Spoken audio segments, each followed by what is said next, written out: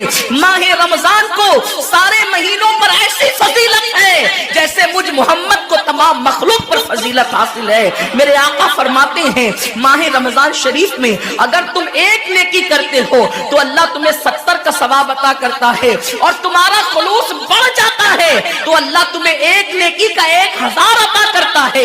इखलास और बढ़ता है तो अल्लाह एक नेकी पर तुम्हें बेहिसाब सवाब अता करता है, उसका कोई हिसाब ही नहीं होता। आकाए करीम रऊफुर रहीम सल्लल्लाहु अलैहि वसल्लम फरमाते हैं ये माह रमजान क्या है। अल्लाह के महबूब मुस्तफा करीम सल्लल्लाहु अलैहि वसल्लम माह रमजान शरीफ के रोजों की अहमियत बयान करते हुए फरमाते हैं कि माह रमजान शरीफ का एक रोजा अगर कोई छोड़ दे और फिर सारी जिंदगी उसके बदले में रोजा रखे तो सारी जिंदगी के रोजे उस एक माह रमजान के रोजे के बराबर नहीं हो सकते।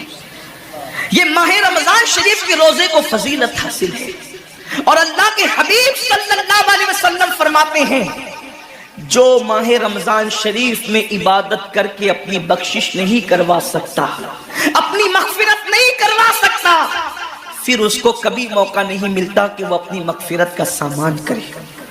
आकाए करीम सल्लल्लाहु अलैहि वसल्लम फरमाते हैं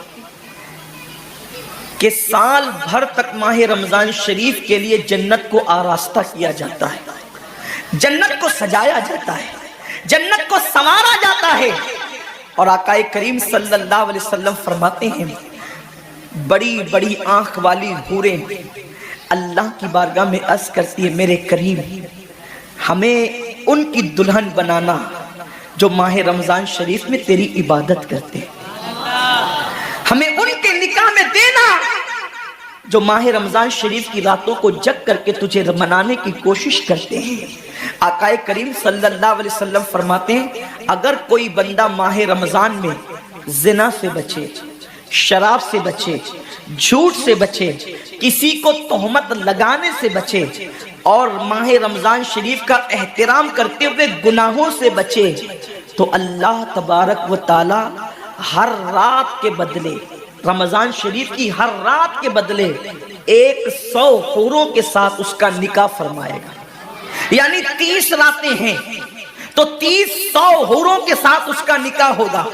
और आकाए करीम सल्लल्लाहु अलैहि वसल्लम फरमाते हैं माह रमजान शरीफ का एहतराम जो करे और एहतराम माह रमजान में जो लगवियात और खुराफात को तर्क कर दे, जो गुनाहों को छोड़ दे, ज़िना को, शराब को, झूठ को, बोहतान तराशी को छोड़ दे, आका फरमाते हैं उस रमजान शरीफ का एहतराम करने वाले के लिए अल्लाह ने जन्नत में एक ऐसा महल बनाया है।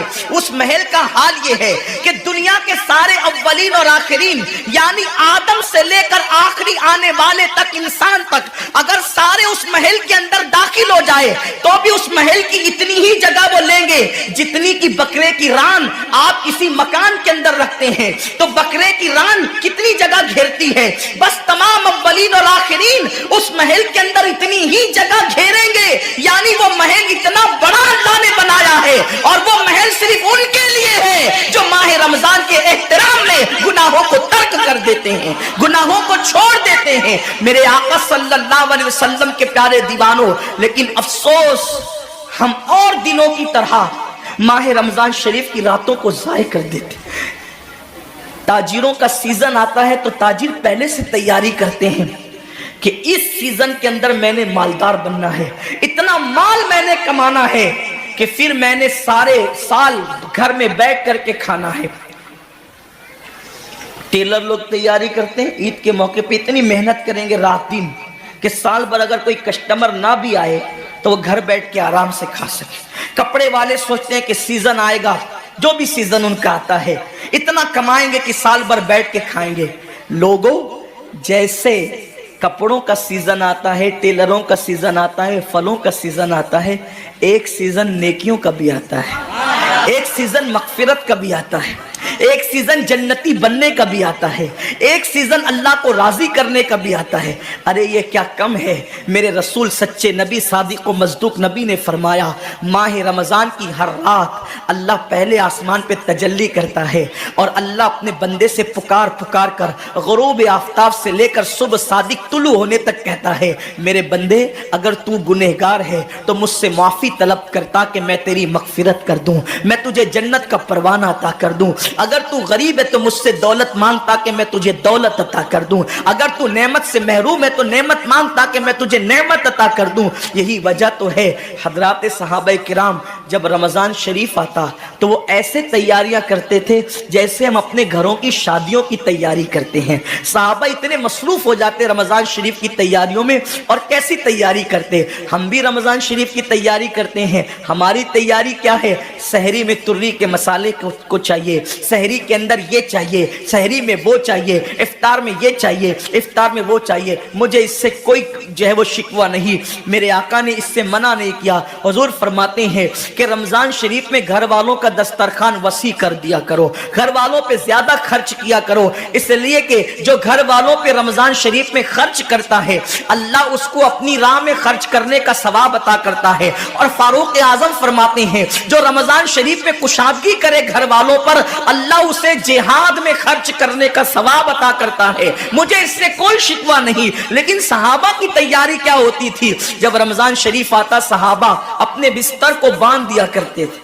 رمضان شریف آتا تو صحابہ بستر کو باندھ دیتے تھے۔ کیوں باندھ دیتے تھے بستر کو؟ اس لیے کہ اب سونا نہیں ہے، سونے کی راتیں 11 مہینے کی راتیں ہیں، اب غفلت میں زندگی نہیں گزارنا ہے، بلکہ راتوں کو جگ کر دن کو جگ کر اللہ کی اتنی عبادت کرنا ہے کہ عبادت کا سیزن آ گیا۔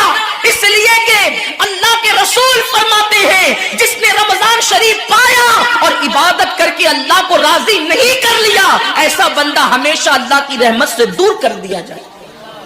اس لیے صحابہ رمضان شریف کی تیاری کرتے تھے، بستر باندھ دیتے تھے، اور اپنا معمول کیا ہے؟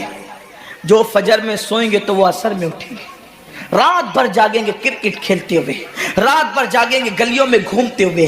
میرے آقا صلی اللہ علیہ وسلم کے دیوانوں، بہت قیمتی وقت آ رہا ہے، بہت قیمتی مہینہ آ رہا ہے۔ یہ وہ مہینہ ہے جو جہنمیوں کو جنتی بناتا ہے۔